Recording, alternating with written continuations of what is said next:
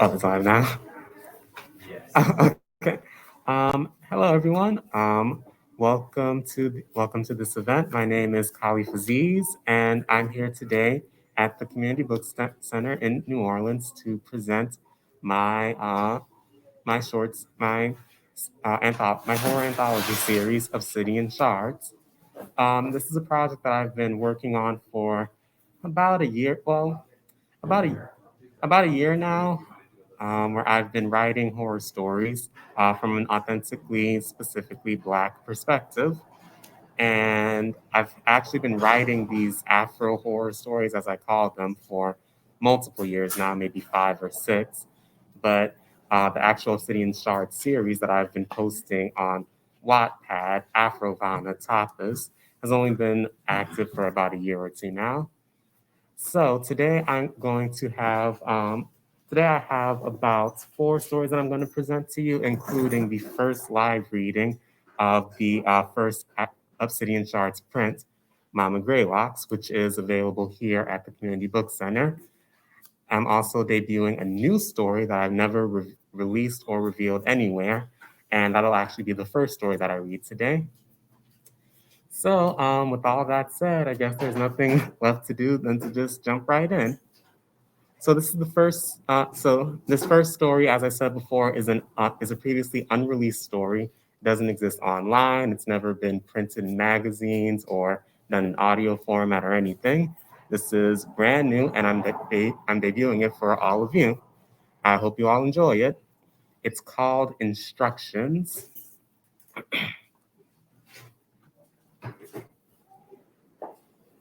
And by the way, I hope that my mask isn't muffling my voice too much. Sorry in advance if that's the case. So yeah, instructions. Here we go.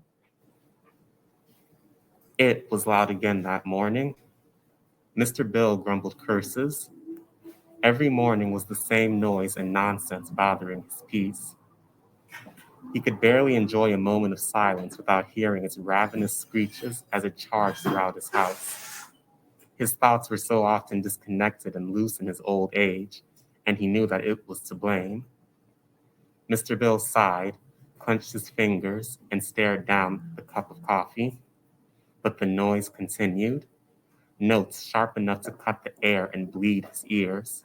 He tightened his mouth and tried to focus his thoughts. The screeching was soon coupled with banging. Sporadic rhythms shook the whole house and nearly drove Mr. Bill to a headache. He sighed again, and he fought back the impatience and rage, yet it was all for naught as he felt his mood grow hotter. The sounds grew louder, more excited and fervent, and try as best as he could to retain his composure. Mr. Bill had enough. He slammed the hand down on the table and yelled, "Are you going to actually do something about that goddamn kid, Chris?" From his peripheral vision, Chris looked in the direction of the older man, but not at him directly. The hairs of his beard tickled him in an annoying way as he frowned. The air that cycled through his lungs grew heavier. The muscles of his temples began to jump and twitch as Chris found himself fighting off anger and rage similar to his breakfast companions. Meanwhile, it only grew louder. "You're fucking pathetic, Chris. You know that?" Mr. Bill screamed. He felt the grip on his temper loosening, but he didn't care. He leaned in towards Chris, closer than either man would have ever allowed anyone to get. Mr. Bill could smell the cheap chemical aftershave on Chris's skin. He could see his own reflection in the shiny, mahogany surface of Chris's neck. Any closer, and he'd have been able to taste the man, as revolting a thought that was to him. Being so close to Chris disgusted him and would have churned his stomach in his younger days, but Mr. Bill was determined to be heard and not ignored yet again. "Look at me, bastard. Look at that thing over there." Chris turned his attention towards it. It was covered in grape jelly and crumbs, holding markers and a cheap, tattered blanket. Its eyes were wide and deranged, showing no sign of complex or mature thought. Its mouth was perpetually open, so lubricated by its own saliva that its maw always shone with an almost blood-like pink. The wild mongrel that had taken up residence in Chris's kitchen had been a source of agitation for quite some time, and Chris was wearing thin. Iodele, Chris snapped, incurring its name in hopes that it might stop in its tracks. It didn't cease. It continued to screech and stomp, crashing into barriers and slamming doors and cabinets as part of its own twisted game.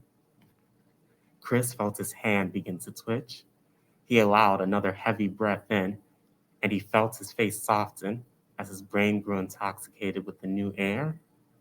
He released his breath, sipped his coffee, and let his eye wander back to the newspaper in his hand. Mr. Bill shook his head. Pathetic. You're letting that animal run around and control your life. Tell me, when exactly was it that you were castrated, Chris? Chris's pulse quickened. He began to grind his teeth, unconcerned about the damage it would cause. The pressure and pain gave his mind something solid to focus on as he bided his time. It started to sing. The song was a cacophony of nonsense syllables and demonic tongues that couldn't be translated. The pitch from its throat began low, but soon grew higher and higher, reaching unnatural frequencies that shook the coffee in Chris's cup. Mr. Bill couldn't take it. He whipped his head towards it and shouted, "Shut up! Just shut up and sit quietly, you stupid bitch!" It didn't listen. It continued its noisy and chaotic game as it slammed its hands against walls and furniture to create more and more noise. Chris released an angry exhale as his eyes darted again in Mr. Bill's direction. Still, he refused to look at him directly and did his best to ignore him. "How can you stand that?" Mr. Bill said, gesturing towards it. "That thing is so irritating. Why is it always screaming like that? What's wrong with it? And what's wrong with you for not doing anything about it?" Again, Chris called out to it. "Iodele, I'm not playing with you. Do you want me to?" Chris didn't finish the thought. His blood turned to magma beneath his flesh. He hated himself for even fixing his mouth to say those words. He took a sip of his coffee, attempting to swallow his shame, but managing only to make himself hotter. Mr. Bill leaned in close again. "Finish it. Finish your thought. Go ahead, tell it that daddy's too weak to handle his own business and he has to have his woman discipline a fucking baby." "Iodele," Chris began again. His voice, this time, was softer and quiet, almost like a plea, but not quite. His head thundering in intense pain, sweat beginning to fall into his eyes from his brow. Chris felt the last of himself break once more. "Iodele, shut up!" he shouted, his voice finally breaking through the noise.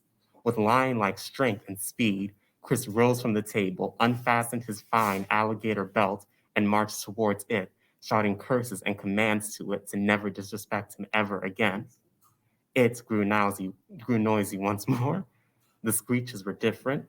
They were rough and wet and oddly harmonious, each yelp matching the rhythm of leather swinging in the air. "Shut up, boy!" Mr. Bill yelled. It fell quiet and looked around, confused, for the source of the strange voice. And that's the end of that first story. As I said, it's called Instructions. And this is a story that I wrote originally. So I wrote the story I wrote the story about a couple weeks ago, but I've had the idea in my mind for a while. I was inspired by the story of Willie Lynch. And for those of you unaware, Willie Lynch was this figure who was said to have written this letter, this treatise on how to discipline slaves on a plantation. The thing is, the Willie Lynch letter was most likely heavily altered, doctored, and possibly completely fake. I've read it myself. There's anachronistic language that simply a gentleman of that time period would not use, like the term psychological, when psychology was still seen as a very new pseudoscience and wouldn't have been something in the general language of the time. And even though Willie Lynch was likely like the Willie Lynch that is spoken of in the Black community as as the architect of slavery, the inventor of the lynching, even though he may not have existed as a flesh and blood person, I don't think that really means he's not real. I see Willie Lynch as a folkloric figure. And what I do with these Afro horror stories is I try and take folkloric figures and bring them into the modern day. So for modern day, what does a Willie Lynch story look like? Well, to me, that looks like a story about child abuse, domestic violence, etc. The ways in which we sort of have within the Black community, we sort of engineered a cultural idea that the man of the household has to be not just the dominant figure, but also the dominant disciplinarian figure, one who engages in violence in order to enforce power, and how that idea is not really that far off from what Willie Lynch was arguing, creating a social hierarchy within a Black community that fundamentally disadvantages more people. It's just that instead of being a general community wide thing, it's specific. Now it's in the household. This is the type of stuff that Bell Hooks talks about when she discusses, plantation patriarchy, etc., and similar principles. And so that's what I was kind of working with in this story. Um, yeah, so that's just, a basic background of it. Are there any questions? Or can we move on to the next one?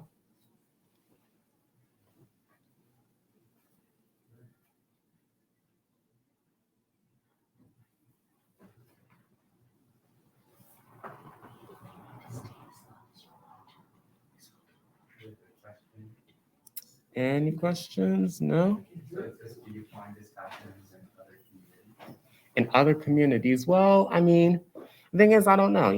Well, definitely, it's not like only Black people with their kids. Like that's definitely a thing everyone does. But does every other community have a period in which, like, let's be real, slavery maps a lot, if not the entire the entire context through which Black Americans see the world. Slavery, Jim Crow, all of that. It mapped our entire worldview, and that's something I don't think other communities have. Because where maybe other communities did have situations where they were as dispossessed as we were, they might have been killed off entirely. They might not have had every aspect of their lives controlled in such a way, and so, like I said, yeah, so child abuse, whipping kids, all of it definitely exists in other communities, but here I think, it's a very, but I think there's definitely, what's the word I'm looking for? It's like there's an added context here in the Black community. And looks like we have another. Oh, thank you for that. Yeah. So, yeah, so I guess now we can move on to the next story. Now, this next story is one that people from New Orleans, I don't know if y'all especially love this, but you might have a special relationship to this. I initially wrote this story for an anthology horror series on that looked at horror from different states in the United States.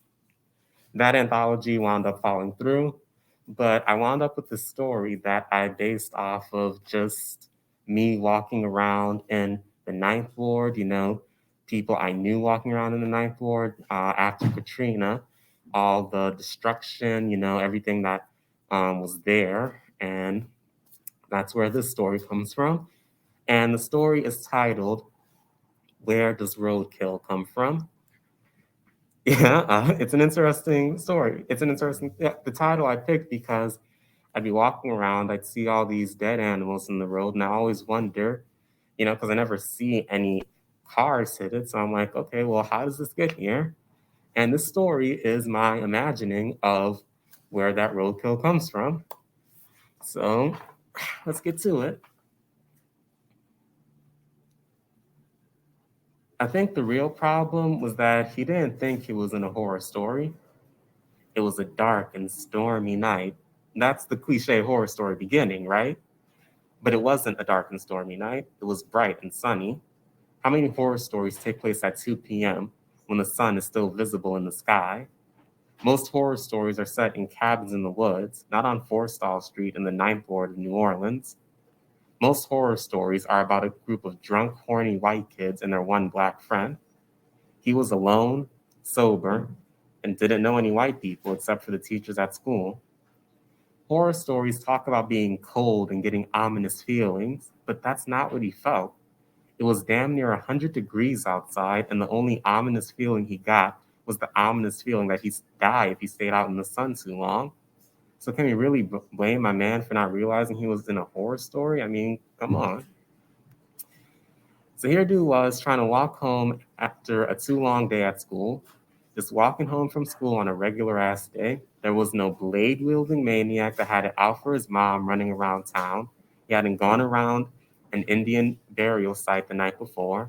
There definitely wasn't a voodoo curse on him either. His grandfather was the voodoo man. He was just a regular ass kid in the ghetto walking home on a hot day, passing by the same regular ass empty lots full of trash and weeds, hearing the same regular ass broken glass crunch under his regular ass shoes. Even the dead rat lying in his path didn't bother him. But he didn't realize it was a rat at first. In the distance, it looked like a bit of a broken tire. Then he got closer and thought it was some old, discarded rag. Then he got right up to it and could see the little nose, the tightly shut eyes, and the tiny little teeth and claws. If it weren't for the long cuts in its body, he would have assumed the creature would jump up and suddenly attack him. The longer he stared at the blood and guts spilling from the gashes in its carcass, the more afraid he became of the rat deciding to do just that. He tried to push the irrational thought of zombie rats out of his mind and walk on, but then he heard the familiar swish, swish of grass moving in the adjacent lot. He suddenly jerked his head up so hard and fast that he created a small breeze. He wanted to slap himself for being so damn scary, but he could only see the grass moving. He realized that it was probably a cat or a dog that had run away after killing the rat. He was too logical to fret over a scavenging cat, but he also wasn't so stupid that he'd hang around a dead rat baking in the sun, releasing all types of germs in the air. My man walked to the other side of the street and continued along his day. You see, roadkill wasn't uncommon for Forrestal Street, and it especially wasn't uncommon for the Ninth Ward in general. Every day he came across at least 3 animal carcasses lying in the road, waiting to be rolled over by a passing truck. Any animal that tried to hide in the tall grass and reeds of the abandoned lots would eventually find their way in the form of traffic or one of the wild dogs and stray cats that stalk the streets.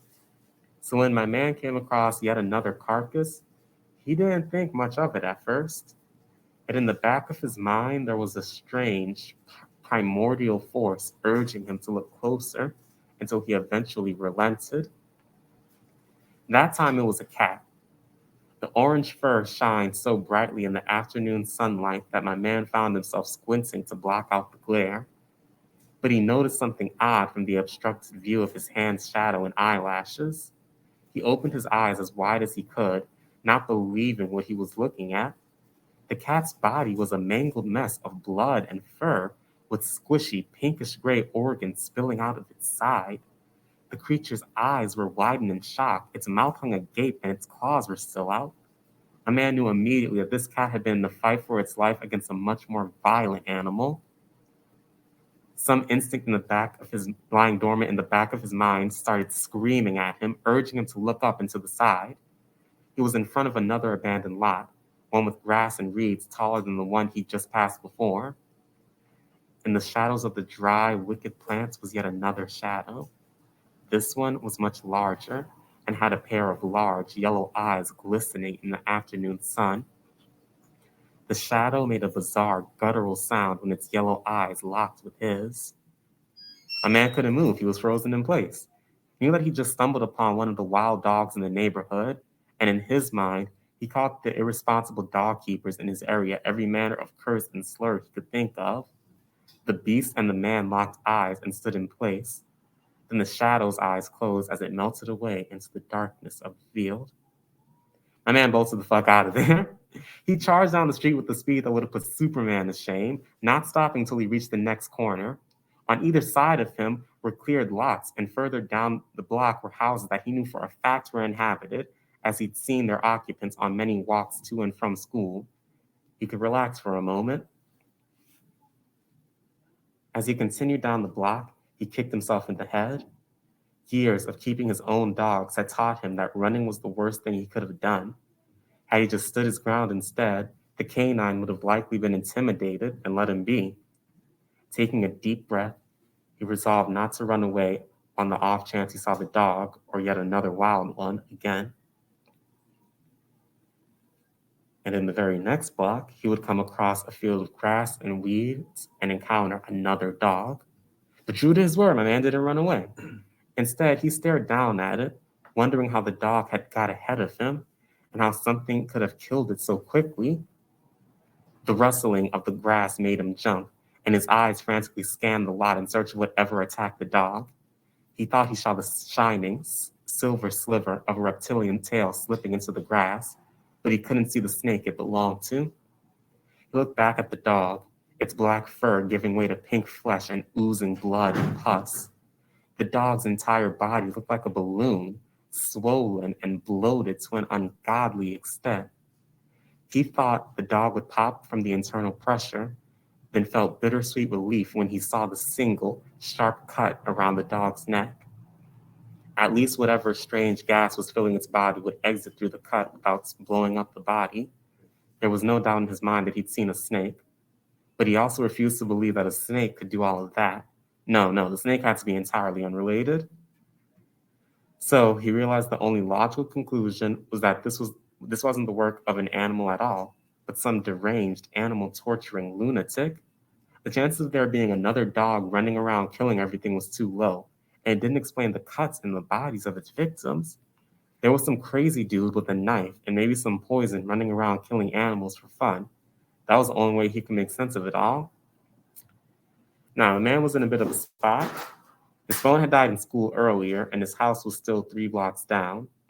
If he kept walking on that path and all its little hideaways, the odds were too great that he would come across whoever was attacking the animals. He decided he'd turn around, go back to the block with the 3 houses and clear fields. Worst case scenario, no one would be home at any of the houses, and you'd have to wait on their porches for someone to arrive, scanning the fields for signs of the killer. He liked those odds slightly better than trying to get home on his own, passing by overgrown lot after overgrown lot, as well as every abandoned Katrina house on his way. He turned about face and began walking to the next block. When the man got to the intersection, he saw something from the corner of his eye lying in the road. He didn't want to look. He wanted to ignore it and walk the 6 steps it would take to cross that street and enter the safer block. But his mind already realized it was lying in the road, and the idea that he was right terrified him more than anything. He had to prove he was wrong. He turned his head to the left, but he didn't walk over. He didn't have to. It was obvious that a dead man was lying in the road, in front of a patch of tall grass in the adjoining lot. A man ran to the house nearest him and frantically banged on the door, screaming for someone to let him in. 1,000 thoughts ran through his mind as he kept hammering on the door, begging for someone to answer. When no one did, he bolted across to the next house, this tall, stilted one, and he climbed the stairs of the porch and tried that door. Still no answer. He wanted to cry. He tried to say a silent prayer in his head and found that he didn't know who to address it to. My man had never known terror like this. He didn't understand why any of this was happening. His confusion enraged him and made him pound on the door even harder, but still no answer. A man scanned the streets and the clear fields to make sure it was safe, and he began to walk down the steps and head to the next house, hoping that someone would be there. He didn't know what he'd do if there wasn't, but before he could cross the property line of the first house, he heard the same bizarre guttural noise that he had before. His head jerked towards the direction of the noise before he could even resist the reflex. His eyes widened in horror as he watched something step out from the very shadows beneath the house. That's when his small brown eyes locked with my large yellow ones once again. I whipped my long, silver-scaled tail over my head, and he fell to his knees, crying. The poor man had finally realized he was in a horror story, but by then it was too late. He was mine. And that's that story. Yeah. Thank you. Yeah. So, like I said, I wrote that story for an anthology series about Louisiana, about horror stories in Louisiana. And like when I was a kid, after Katrina, there was nothing scarier than walking back from the library, past all those big fields with all that tall grass big enough to hide some crazy dude or some stray dog that was just looking at bite people, because that's what we were dealing with out there. And yeah, there were dead animals everywhere all the time. And so that was a terrifying experience for me growing up, and I just made it into a story. Oh, so someone asked what made me recite it from the monster's perspective. Yeah, and that's a good question. So that was a difficult decision. How I chose to narrate it from the monster's perspective is that at first I thought about narrating it from the main character's perspective. Talk about show it from his perspective as he's going through all of this. But as I was writing it, I found that it was kind of tricky to really get into the mindset, which is ironic because, this is based off of me being scared to walk home alone with all the dead animals and wild dogs that would come out. But yeah, it was hard to get into the mindset of the character. And I found that telling it this way allows it to be an urban legend. If there's a third party narrator, then it sounds like an urban legend, like a story that you hear from a friend. Now, how I decided to reveal at the end that it was the monster, that one was because I knew I wanted there to be a monster, but of course the question with any horror story like this arises where you're like, wait, if the guy was killed by a monster, then how did you hear the story? So what's the obvious answer there? Oh, the monster is the one that's telling the story. And that's how I came up with that.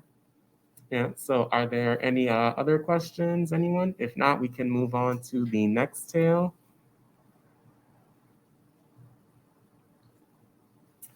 All right. So, in that case, moving on to the next one. This one is called Better Wait, and it's based off of an old folk tale. Now, Better Wait is actually it wasn't the first horror story that I wrote, but it is the first Afro horror story that I wrote. It's the first story that I wrote specifically with this Black perspective in a Black context, and again I based it off an old folk tale. I'll get more into detail about the folk tale after the story, um, but like just wanted to explain that this is one of the first Afro horror stories I wrote. It's a bit longer than the others. It is not the longest story we'll be going through today. So I hope you all enjoy it. Just give me a moment. I gotta get into the yeah.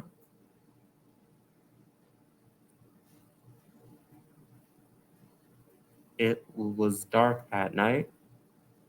I remember that much. I think it was raining too. This is important because either one or both of these things led to my car crash. I'm not sure which. I don't remember what I hit, but I specifically remember being at the side of my car trying to use the phone. I don't remember why I was unsuccessful. Either my phone was dead or I couldn't find the signal. It's also important. Why don't I remember it? I'm sorry, most of the story is a bit fuzzy. I think I hit my head at one point. I think I hit my head.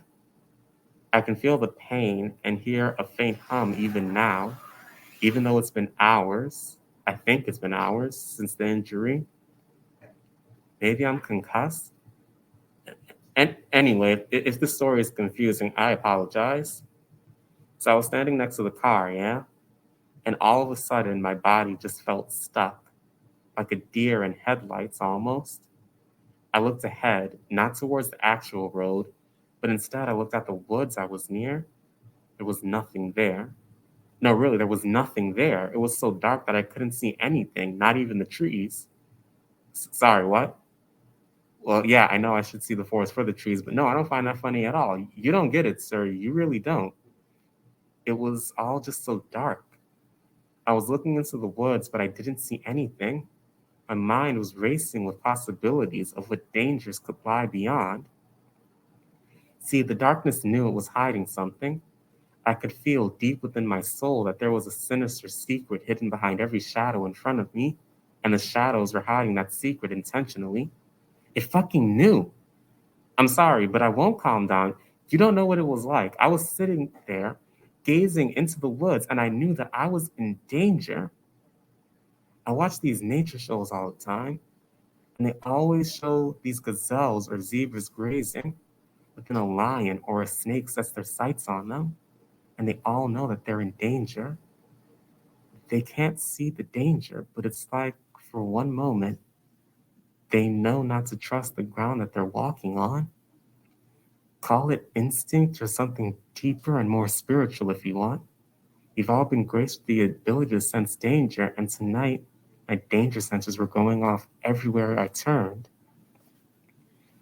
The darkness was intentionally hiding something, I was sure of that. It unnerved me to stare into its inky blackness, knowing that it was attempting to draw me in and trap me in its tendrils forever. Even though I tried to ignore the darkness, I was certain that there was a malevolent being behind it. I could sense it. I did what any rational person would have done, and I ran. Wait, did I? Did I run?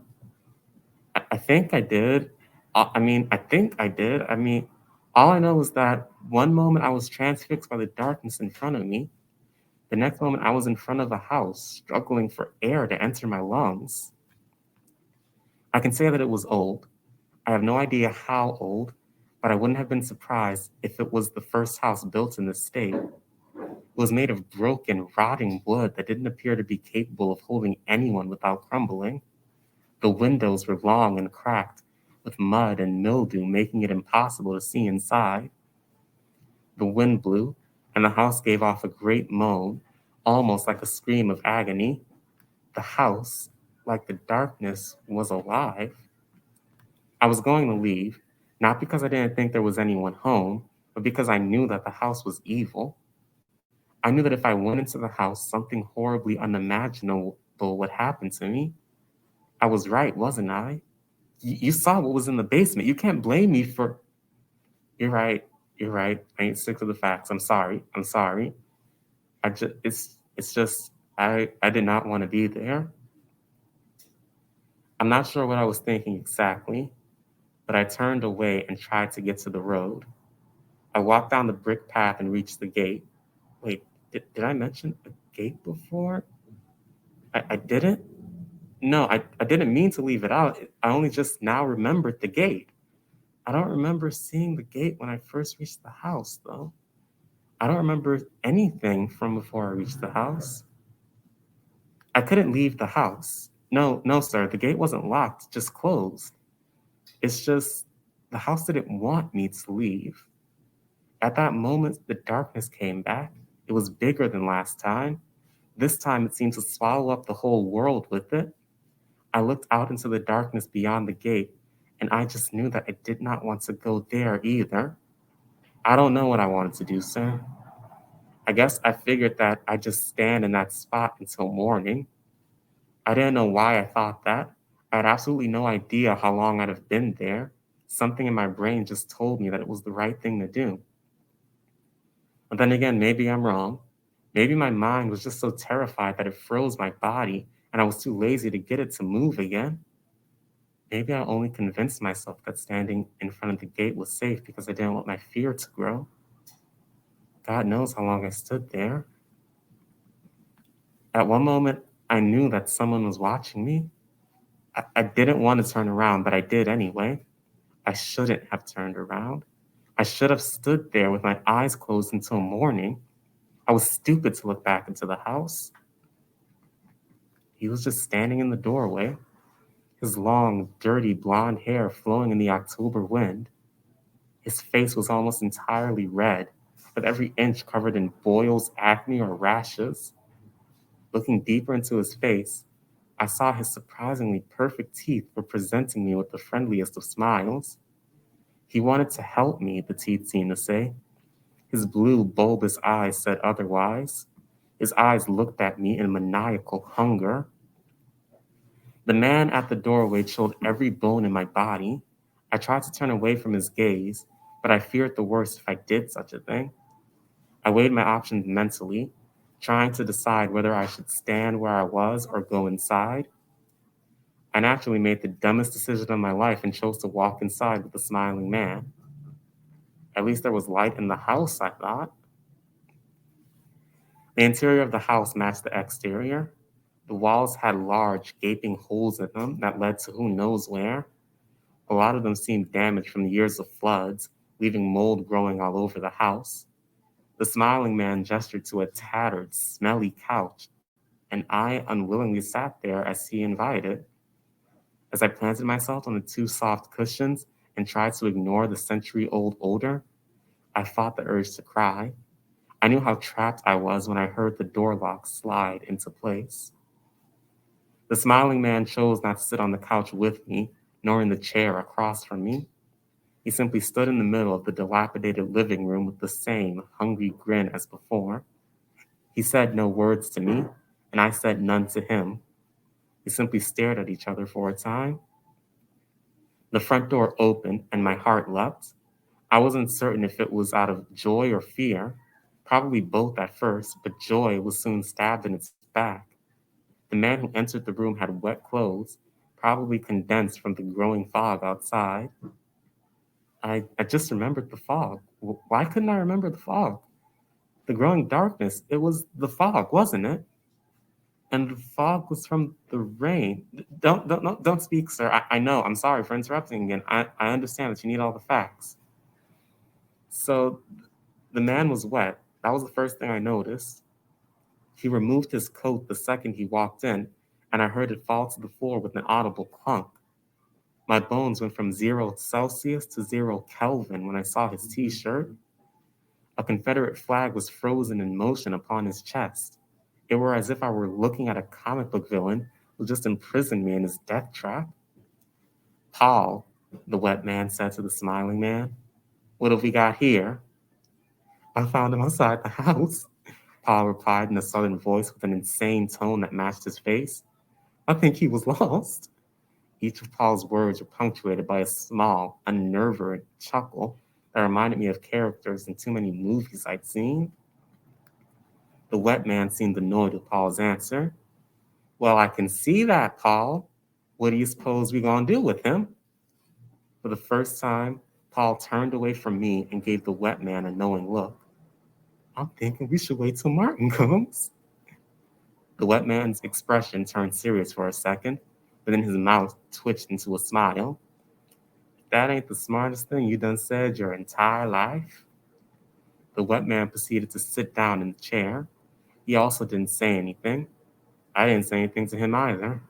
I tried desperately to calm down, reminding myself that nearly every white man I'd met in my entire life had Confederate memorabilia. I just had to wait until morning, I reminded myself over and over. Just wait till morning. There was a knock at the door. I didn't know whether to be happy or nervous of the possibility that this was Martin. The wet man walked to the door and opened it, allowing in another bald man. The bald man took one look at me and turned to the wet man. I could see a tattoo on the nape of his neck, but I could barely make out what it was. I think it was a cross. What's with the nigger on the couch? He said to the wet man. Paul found him outside. He laughed. Thinks we should wait till Martin gets here. You got any other ideas? The bald man turned his eye ever so slightly to me. I felt compelled to look away, but found that I couldn't. Nah, let's just wait till Martin gets here. The bald man walked over and sat on the couch with me. There were 4 cushions, of which he, of which we would each only be taking up one. He elected to sit on the one right next to me, and I shivered at the very thought of why. Pretty soon, there was a knock at the door again. This time, however, before the wet man could get to it, the door slammed open. It hit the wall with a loud boom that made all of us jump. The 3 men crowded the new arrival and spoke with him in the doorway. They all spoke for some time, but I couldn't make out what they were saying. Suddenly, the three men walked out of the new arrival's way, and I finally saw the man. The man walked tall, giving an air of dominance over the three others. This man in the long white cape and hood was the clear leader of the other three men. It was then that I came to accept the fact that I was in real trouble. Martin was here.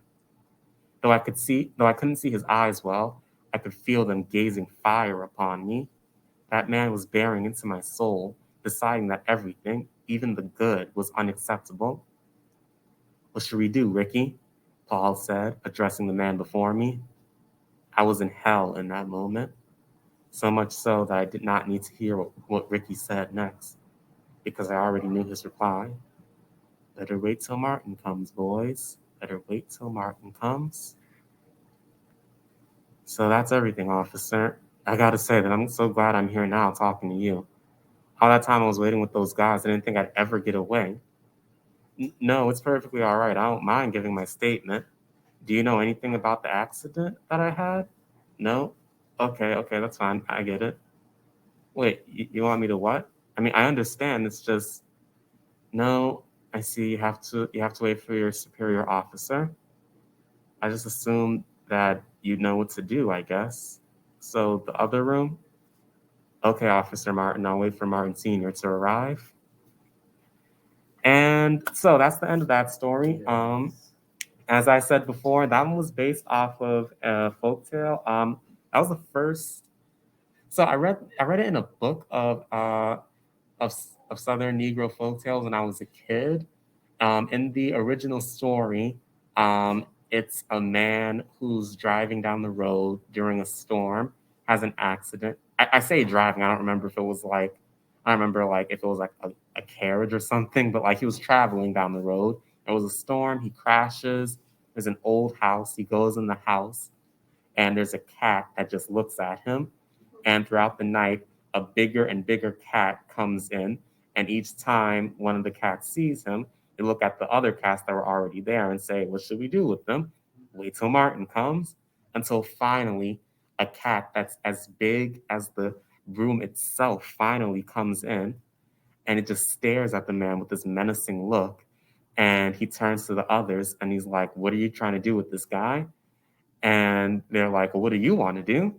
And he says, we'll wait till Martin comes. Yeah. And it was one of those stories that ends with a joke, you know.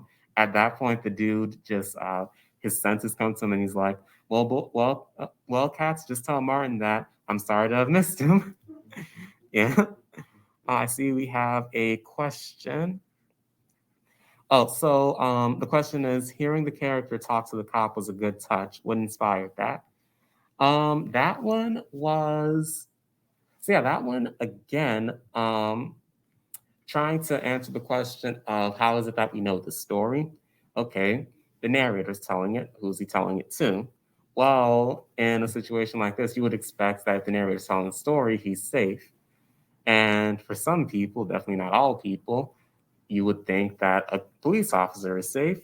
And so I just put that on its head. You know, like when you hear these telling the story, you slowly start to realize he's telling the story to someone of some type of official office. You know, as the story goes on, he keeps calling him sir. He keeps reiterating that he needs to hear the facts from the dude. You know, um, and so at the very end, you know, you're probably thinking, oh, okay, well, this person, whoever it was, probably came in, you know, got him out of there, or maybe he escaped on his own. Now he's telling the story to some cops, or maybe someone at the hospital that he winds up in, if that's what happens, you know.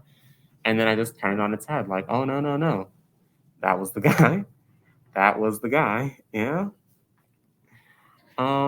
So before we start this next story, are there any other questions on the Facebook Live? All right. Can you sign copies?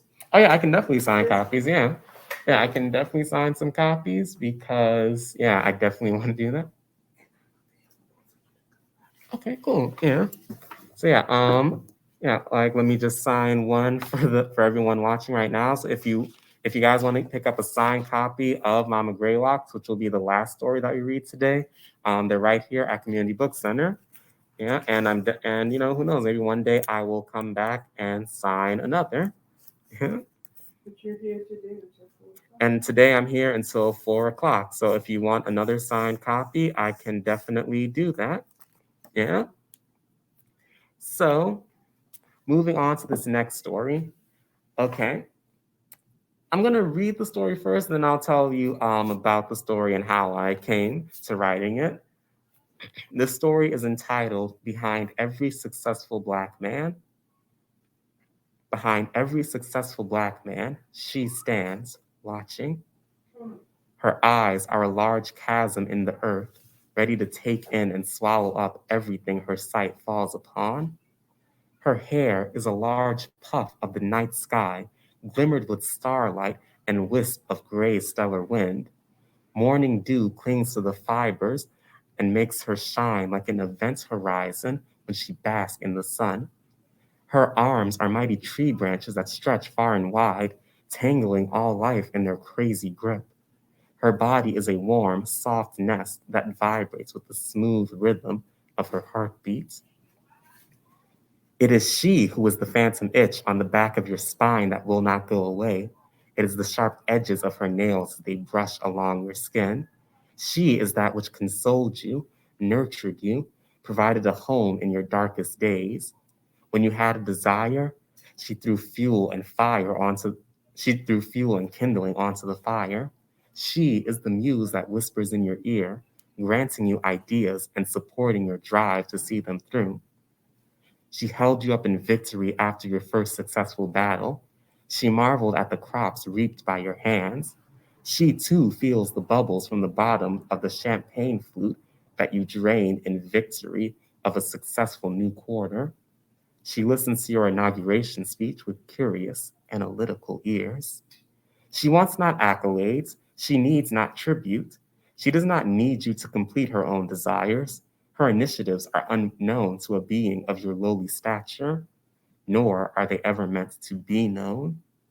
Behind every successful Black man is the strong Black woman watching, and now she has seen enough. So, and yeah, so that was a story that I wrote. So this one's a bit layered.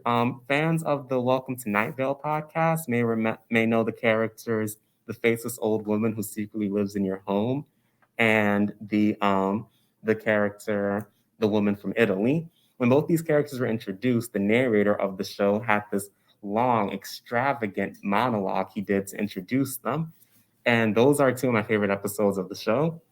And so I was thinking, and so just one day, I was online, maybe I heard someone say it, but that old adage, behind every successful Black man is a strong Black woman. And I just thought to myself, really? Like she's just always there? That's kind of weird.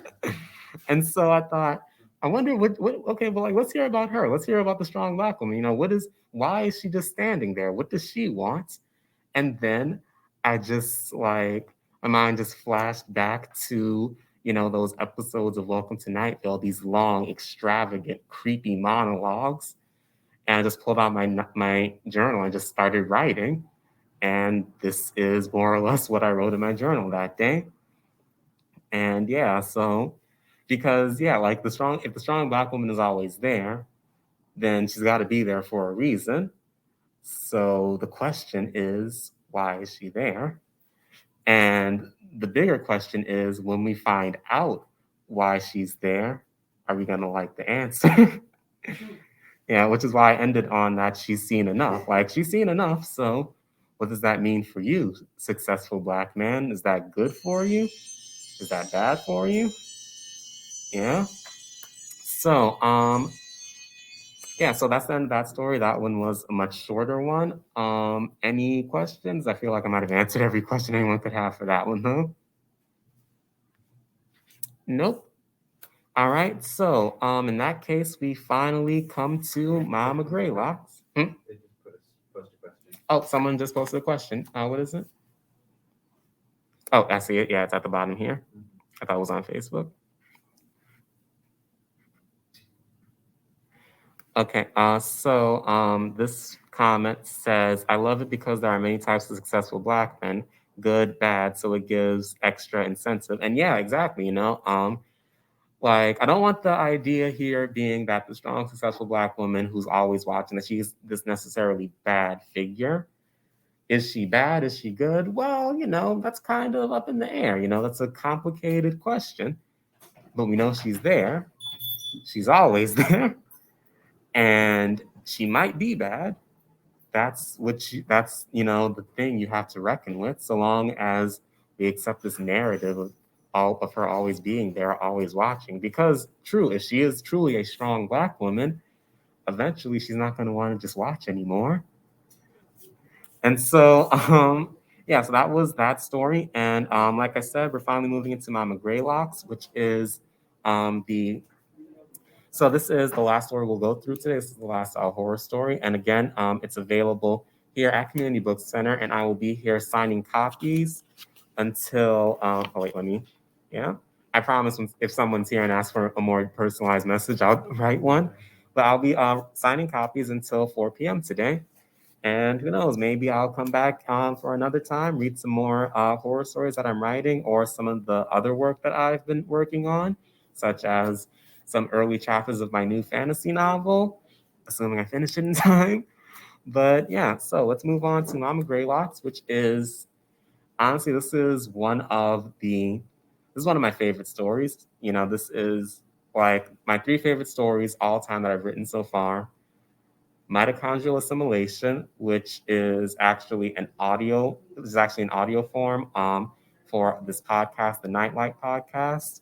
You can check it out through the Nightlight Podcast or through a link on my Patreon, which is mentioned in the event description for today.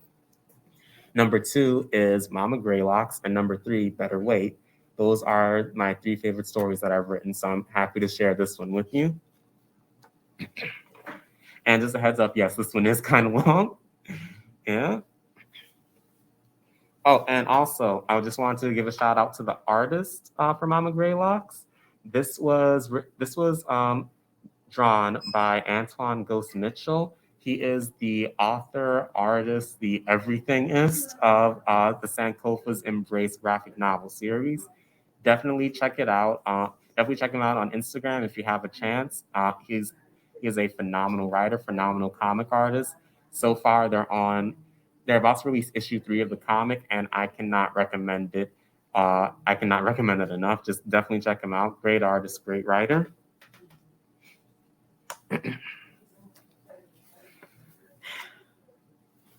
Mama Graylocks. Cowrie shells clicked and clattered while she strode along the streets. Her movements were smooth, silky, and mysterious, like the mist that falls in March or the frost that rolls in each February. I was first drawn in by those cowrie shell earrings, then transfixed by the shape of her hips, barely visible beneath the white linen of her dress. Her face was aged like a well-grown tree, a maze of wrinkles distracting me from her gaze. Her eyes were remarkably prosaic. They were an enigmatic shape and color which I could never recreate in my mind. The elderly woman was terrifyingly beautiful, and from the way she carried herself, I knew she was aware of it. But it was her locks, a mess of silvery silk that slithered down her dark brown form, that told me her truth. She was a wicked, divine figure that had traversed dimensions and entered my realm. She called out to me in a harsh timbre, but a loving, familiar tone. Sweetie, come over here and let me look at you. I was reluctant. There was an unnerving feeling at the back of my mind imploring me to escape while I had the chance.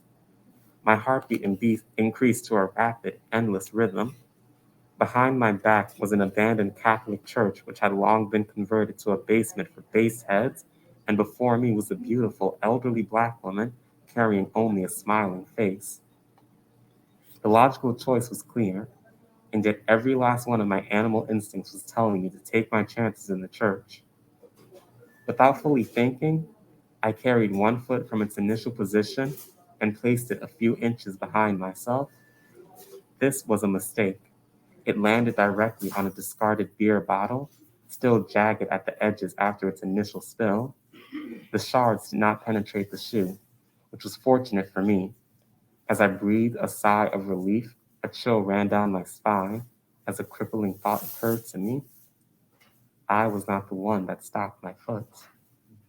I averted my attention away from the Hello Kitty shoe and turned back to the woman, immediately noticing her finger. The long, bony index finger was pointed directly at my foot, which was itself frozen in place above the broken glass.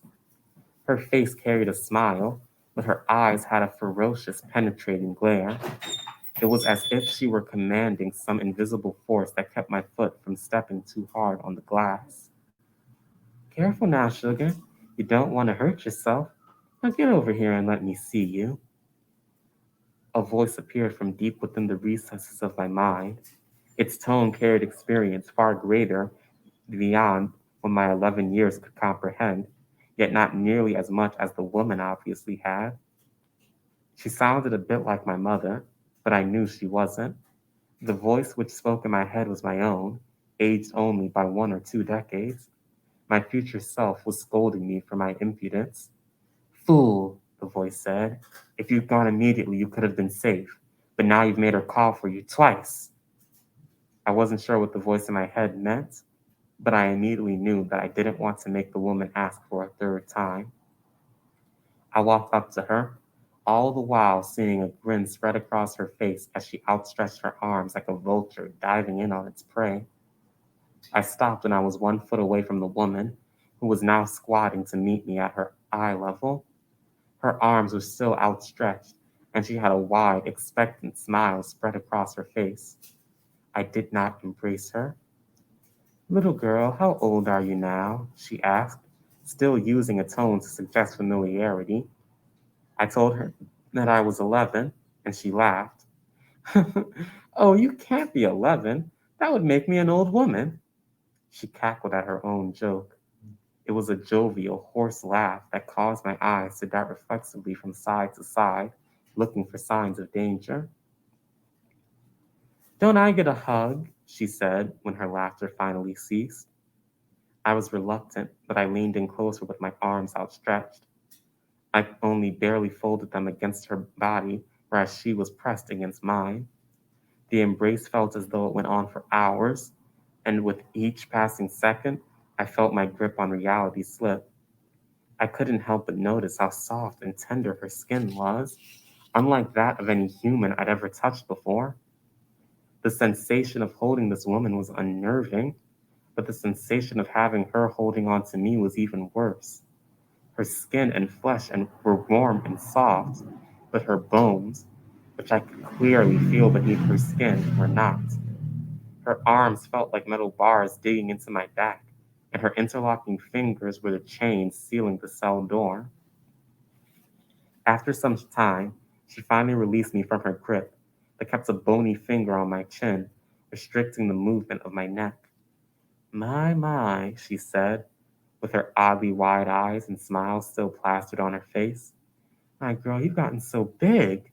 Be sure to say hi to Levita for me, okay? Levita was my mother's name. My brain began to ache as I pondered whether she'd ever once mentioned knowing a woman matching the woman's description. There was no way that she was a relative, nor could she have been my mother's friend, and I knew this for certain because I had met them all. The woman knowing my mother's name only complicated matters. I nodded my head as quickly as I could and as hard as I could. The old woman simply laughed, then finally released my chin as she walked away, swaying her hips to the breeze of a non existent wind.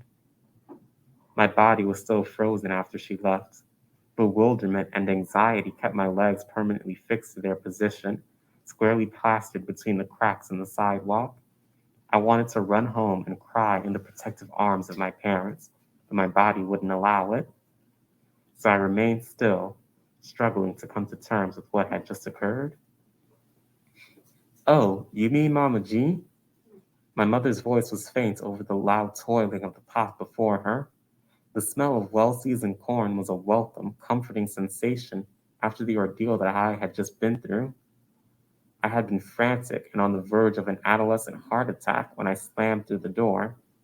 Yet, for some reason, my mother seemed largely unconcerned. Is that her name? What I asked was less of a question than it was a frantic plea for answers. I knew that it logically had to be her name, but that wasn't really what I wanted my mother to respond with.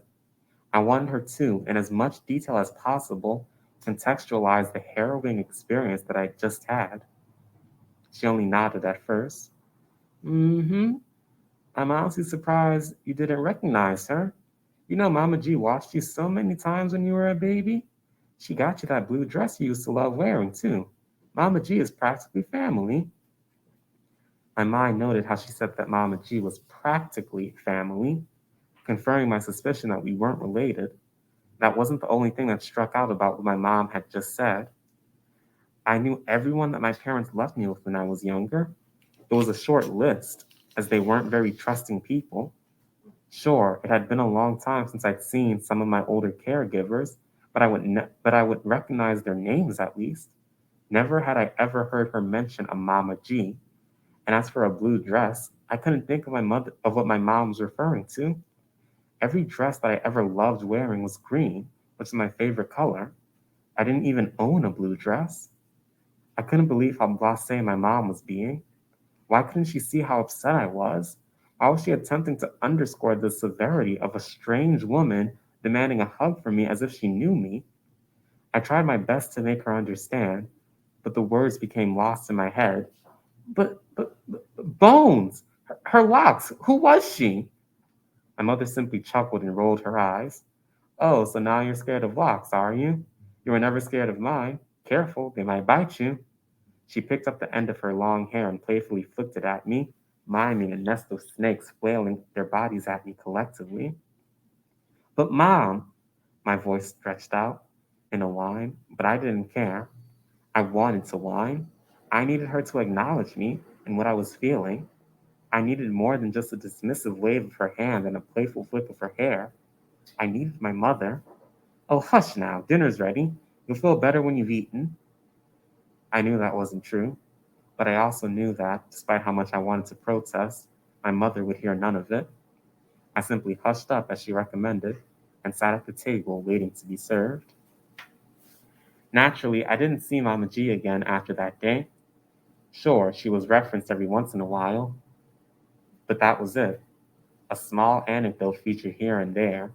On occasion, my mom would point out to a person walking past and say, That's Mama G's son, grandson, nephew, niece.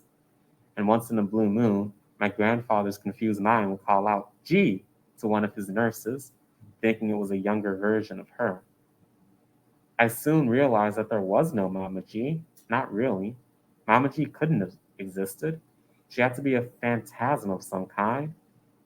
Perhaps she was a tulpa of concentrated thought surrounding a person that never truly existed, but the frantic assertions of real people created her. It explained why all the stories surrounding her happened before I was born, or when I was too young to remember. It explained why, when my mom pointed out Mama G's family going by, she always pointed vaguely to a crowd of people, never clearly indicating which one. It would also explain why my grandfather thought every nurse was G, even the really light ones. Mama G was not real, she was fictitious. She was the collection of the organized, stubborn thoughts of old black people that felt the need to assert that they did indeed know everyone. She was a tulpa wrapped up in every child's fear of strangers and every adult's discomfort in forgetting an old acquaintance. She was not a relative. She was not a friend. She was a spirit of our own imaginations. Ironically, that was the only explanation I could think of. I first met Mama G when I was 11, and I saw her again one night when I was 19. Between those years, Mama G saw me again, even though I didn't see her. I cannot remember for the life of me what it was that I did wrong. Perhaps I'd stolen something from a store. Perhaps I'd skipped school.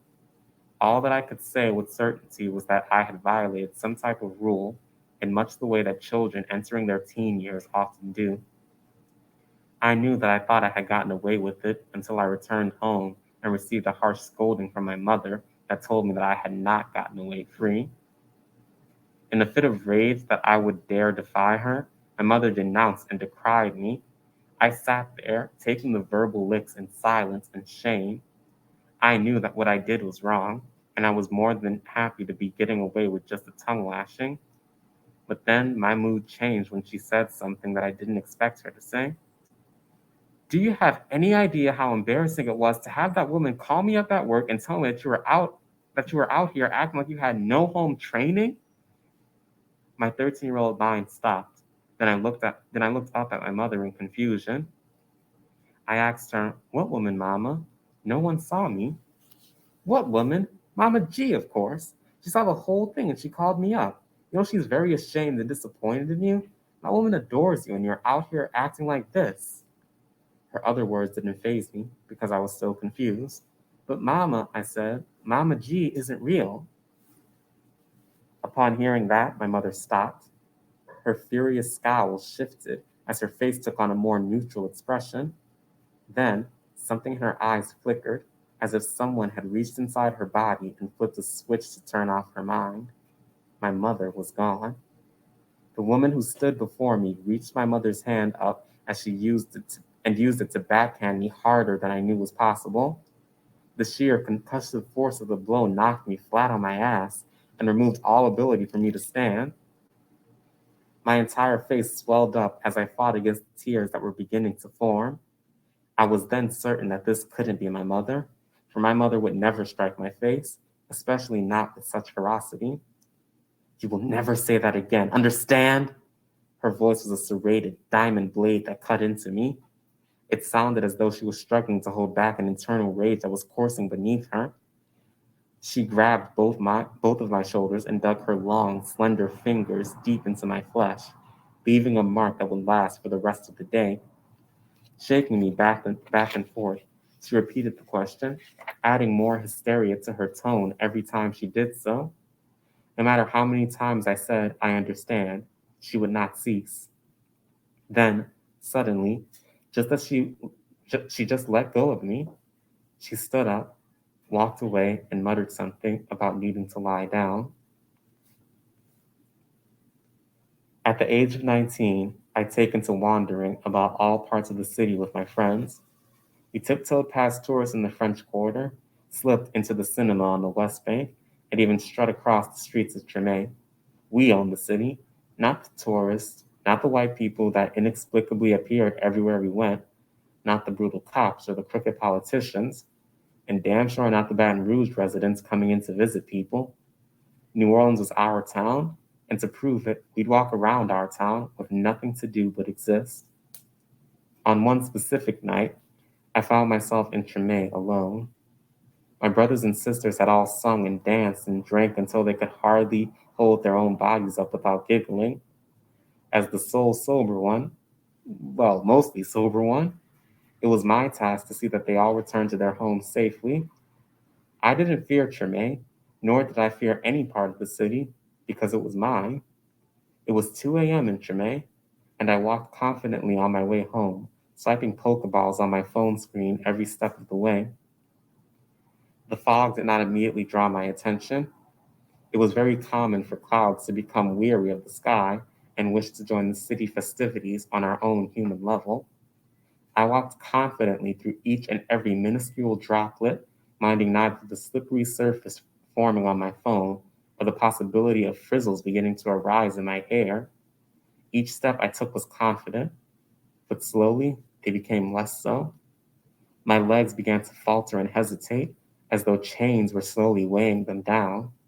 Within my chest, my steady heart rate increased so slowly that I didn't realize I was near heart attack levels until it was too late. I heard a chuckle before me. It was a soft, quiet expression from a hoarse throat, more of a hardened giggle than a hearty guffaw. A silhouette appeared from the smog, and just as quickly as it had formed, it was replaced by a fully formed human woman. Because I'd kept every single detail of her alive in my mind's eye, I was positive that Mama G hadn't aged a day since I'd last seen her. From her clothes, the wrinkles on her face, and all the way down to the shape and color of her hair, no single part of Mama G's appearance had changed. Even her amused smile was the same, a fact I noticed as I observed her gaze upon me with the same pedantic amusement that the divine must employ towards us lowly humans. Look at you out here, walking around all late at night, smelling like a liquor store. Now, what would your mama think about all the boys you've had grinding on you tonight? My mind shattered at her comment. Surely there was no way that she knew what I'd been doing tonight. She wasn't at the party. She didn't know whether I drank or not. And even if she did somehow see my many crimes that night, there was no way that she'd tell my mother of all people, right? Mama G's long gray locks glided through the air as she disapprovingly shook her head. You've had quite a night, girl. Imagine what your mother would say if she saw the pictures on your phone, the ones that you took for that boy, Ty. Shut up, shut up. You don't know anything and you won't say anything. I wasn't aware of the words coming from my mouth. It felt as though I was watching someone else screaming at her. I knew that antagonizing her was a mistake, and I received confirmation of that judgment in the form of a scowl. I'm gonna let you have that, she said as she waved a forewarning finger at me. I'm gonna let you have that outburst because I can tell you're upset. But young lady, I told you too many times to never talk back to me, or there will be consequences. Instantaneously, my jaw seized, slamming shut with a great force that rippled through my mouth, breaking almost every tooth in the process. It wasn't a conscious decision, not really. It was an automatic response to her saying that I would face consequences. It felt as though I had been commanded to slam my mouth closed and not open it again. Good girl, Mama G said as she walked closer towards me. She placed her bony hands under my chin and raised my head upward.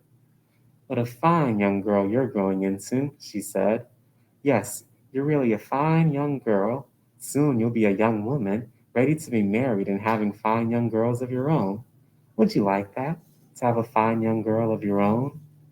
I hesitated, but then I very slowly shook my head yes. I knew it was the answer she wanted, but I didn't feel bad about giving it since it was still the truth. That's good, Mama G said.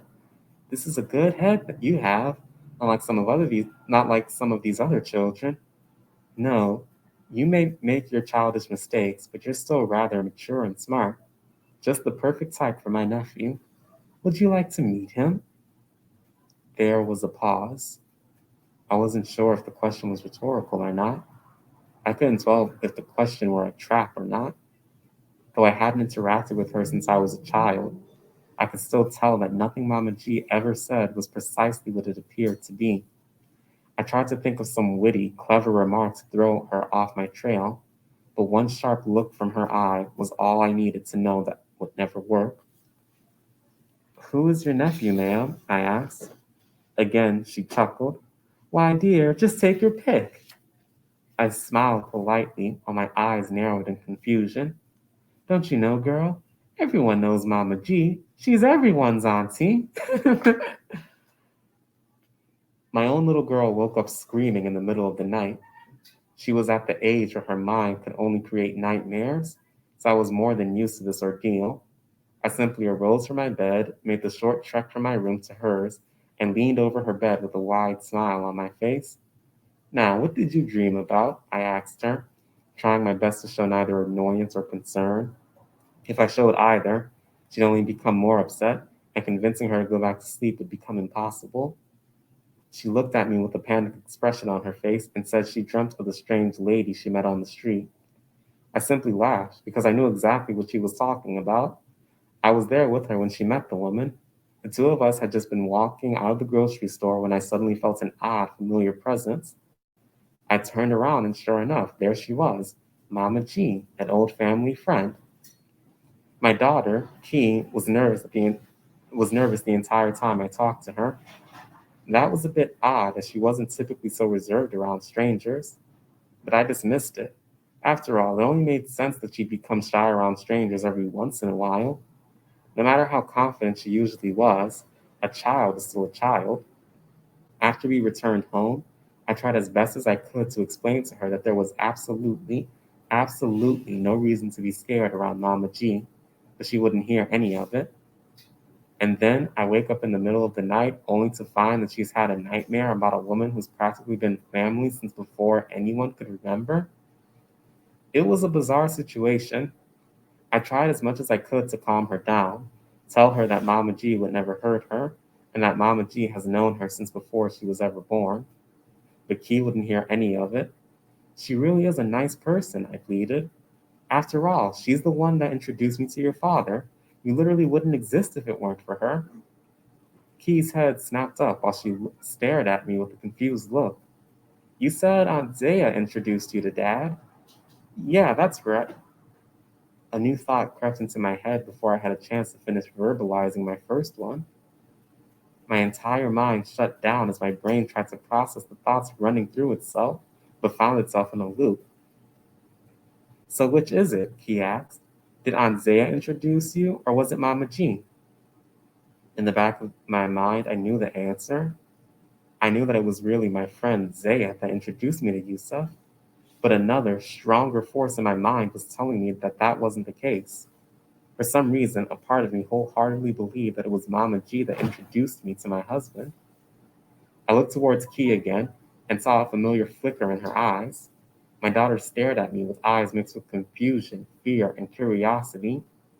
I realized then that I looked upon my mother with those same eyes many times before while having similar conversations about Mama G. Go to bed, I said sternly as I arose from my position and began to walk out of her room. But Mama, I said go to bed. Do not talk back to me. I slammed the door to Key's room shut, then immediately sank to the floor in fatigue. I could hear the faint sound of her weeping, confused as to why her mother would snap at her like that when she needed comfort. I wanted to run into the room and hug her, hold her, tell her everything was fine and that I was sorry, but I knew I couldn't. I had just remembered the truth, and the truth was dangerous. That's why my own mother snapped at me when I brought up Mama G. For a split second, she remembered that whatever the woman was, she wasn't a regular human. Mama G was dangerous, and damn near everyone that to come across her knew it. We didn't know why she was dangerous, and we damn sure didn't know how we could protect ourselves and our families from her. So I did what I assumed billions of other parents before me had done. I simply walked away from my child and hoped for the best. And that's the end of that story. So yeah. So I wrote that story. I actually wrote that story thinking of Bayou Road. I wrote it. It was this is based off. It was like loosely based off experiences that happened to me, people I know. You know, walking down the street, encountering someone that you have no memories of, but they know you, and that fear that if you go out anywhere and do anything, somehow it gets back to your parents. And so I thought about that, about how it's even possible that all these people that I have no memories of could possibly be people that my parents have known for longer than I've been alive. And I asked myself, but hey, what if that isn't true? What if my parents don't know them either? And Mama Greylocks was born. Yeah. So that's the end of our readings portion. I can answer more questions if anyone else has any. And if not,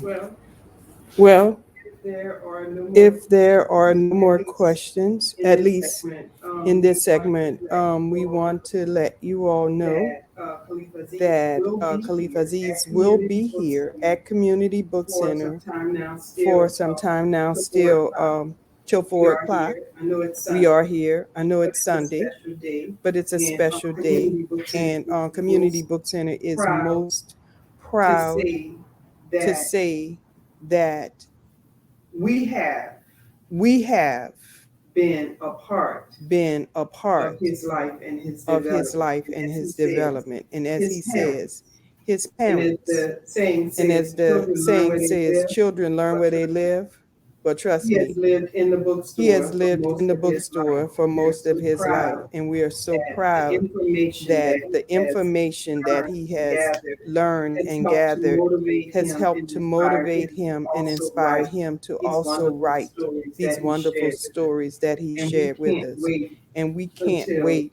the release until of the release of Obsidian Shards. Yeah. Yes.